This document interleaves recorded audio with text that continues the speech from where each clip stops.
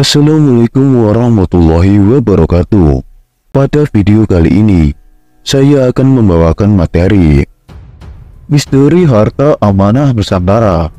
Pengertian sesungguhnya, aset amanah bagi semua manusia adalah tubuh fisik kita yang dititipkan Allah untuk dijaga dan dipergunakan dengan sebaik-baiknya dalam setiap langkah kehidupan. Kemudian, suami atau istri dan anak-anak kita yang kita jaga dan hormati, yang dititipkan kepada kita untuk dibesarkan, dididik dan dikasihi. Pekerjaan kita untuk kebutuhan hidup dan menghidupi keluarga, serta sebagai warga negara yang taat juga merupakan aset yang kita sedang pegang dan jalani dalam kehidupan saat ini. Kemudian aset amanah Nusantara atau harta amanah Nusantara yang sering disebut orang banyak sebagai harta amanah Soekarno. Berbicara mengenai harta amanah Nusantara, pastinya seorang yang diamanahkan wajib mempunyai hati yang bersih dan tidak punya penyakit hati, jauh dari keserakahan nafsu duniawi. Bukti bahwa seorang itu memegang harta amanah Nusantara adalah dengan bukti sistem perbankan yang diakui oleh mayoritas pemimpin negara di dunia, lembaga internasional, dan segenap lapisan masyarakat, bahwa harta amanah Soekarno itu adalah atas nama Soekarno itu tidak benar. Harta amanah Soekarno terkait dengan harta amanah milik para leluhur kita, yaitu para raja-raja terdahulu, para nabi dan para rasul, dimulai dari masa kepemimpinan Nabi Sulaiman alaihissalam dan Ratu Balqis yang diberi amanah atas harta Nusantara ini. Mengapa saya katakan Nabi Sulaiman dan Ratu Balqis merupakan induk dari harta amanah Nusantara? Ratu Balqis dan Raja Sulaiman ini adalah asli orang Jawa, harta bumi yang dititipkan Tuhan kepada makhluknya sebagai khalifah di muka bumi ini, berawal dari sejarah kepemimpinan Nabi Sulaiman dan kekayaannya Ratu Balqis. Di dalam cerita ini ada ibroh atau manfaat bagi kita semua, bahwa harta amanah Soekarno atau harta amanah Nusantara ini berawal dari sejarah nenek moyang kita terdahulu. Apa yang menjadi bukti bahwa harta amanah Nusantara terkait dengan kekayaan Ratu Balqis dan Raja Sulaiman berawal dari menyatunya kekuasaan dan kekayaan harta bumi dan harta gaib dari Ratu Balqis dengan kekuatan spiritual dan kepemimpinannya Nabi Sulaiman alaihissalam. Mari kita uraikan sejarah kekayaan Ratu Balqis, kekuasaan dan kepemimpinan Nabi Sulaiman dalam menguasai dan mengelola harta amanah Nusantara ini. Salah satunya bukti situs merupakan rasa hormat dan cinta Nabi kepada Ratu Balqis adalah Candi Borobudur yang dibangun dalam satu malam atas perintah Nabi Sulaiman dalam rangka permintaan Ratu Balqis untuk memindahkan istana Ratu Balqis. Jika dianalisa, apakah hal tersebut mungkin terjadi? Begitulah Tuhan memberikan kekuatan atas kepemimpinan, kekayaan, dan kekuasaan Nabi Sulaiman. Bagaimana logikanya manusia bisa membangun dalam satu malam? Dulu, di tahun 1945, owner utamanya adalah Soekarno. Akan tetapi, ownership atau kepemilikan tidak ada yang tahu. Kepemilikan di atas kertas aset harta amanah Soekarno yang tertera adalah Ratu Adil Imam Mahdi. Siapa Ratu Adil Imam Mahdi? Apakah orang suci atau nabi atau rasul yang dipilih Allah?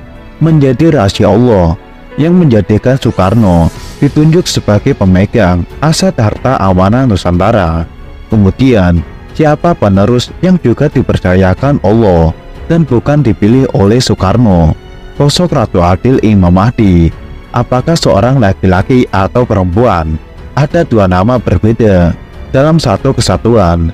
Sejarah Jawa kuno, sejarah nabi-nabi, dan sejarah kitab-kitab agama mengatakan akan muncul Imam Mahdi menjelang akhir zaman. Sosok anak kecil atau bocah, berkelakuan seperti ulama sekaligus negarawan, tetapi sederhana dan bersembunyi serta memiliki jasa yang besar bagi bangsa. Ratu Adil Imam Mahdi dipercayakan Allah untuk menjaga harta dunia sebagai generasi penerus dari para nabi, warisan yang dititipkan dari para nabi dan rasul untuk bangsa Indonesia supaya sejahtera, adil dan makmur. Itulah amanat yang diberikan Allah. Ratu Adil Imam Mahdi dilahirkan dari perkawinan Garuda Sakti dan Nangkuti Wali Sakti. Garuda Sakti, sosok ayah yang dekat sekali dengan Allah dan sebagai orang yang dipilih Allah. Nangkuti Wali Sakti, ibu dari para wali atau ibu dari orang-orang yang soleh. Jadi Ratu Adil Imam Mahdi adalah nama simbolis sejarah aset amanah Nusantara. Soekarno pernah menjaminkan aset Nusantara di Union Bank of Switzerland.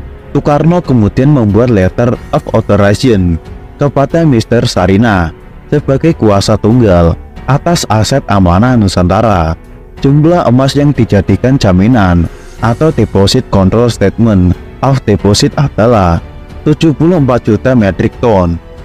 Jadi deposit tersebut dijadikan rekening induk dan dipakai sebagai kolateral banyak negara di dunia, sebagai jaminan untuk pencetakan uang, atau sebagai pinjaman negara-negara yang mengalami Perang Dunia II seperti Amerika, Jepang, Rusia, dan lain-lain, atau pinjaman kepada perusahaan-perusahaan dan saham dunia. Dari pemakaian kolateral tersebut, hasilnya masuk dalam sistem perbankan pada rekening kustodian atau rekening penampungan berupa cash yang tersebar di beberapa negara peminjam. Kolateral yang dipakai oleh negara-negara Inggris, Amerika, Jepang, Cina, dan lainnya diwajibkan membayar 2,5% sebagai biaya sewa di luar pinjaman pokok pada 1957 sampai 1965. Kolateral emas 74 juta metrik ton dipecah menjadi surat-surat instrumen atau obligasi atas nama Soeharno, Soekarno, Sarina, dan lain-lain. Ada 3.690 holder atau memegang amanah di seluruh dunia, di mana surat-surat tersebut sudah dipakai untuk pembangunan di banyak negara dunia. Pembangunan di Indonesia seperti Gelora Bung Karno, gedung MPR atau DPR, sekarang surat-surat obligasi sudah di-expired. Monetary one atau M1 atau principal owner adalah sebutan seorang yang memiliki otoritas tunggal rekening kustodian. Ratu Adil Imam Mahdi. Bank Dunia mengeluarkan laporan ke Ratu Adil yang berisi 997 rekening kustodian atas nama Ratu Adil Imam Mahdi, termasuk 10 rekening induk yang tidak boleh dicairkan. Nilai total rekening ada lebih dari 80 digit US dollar.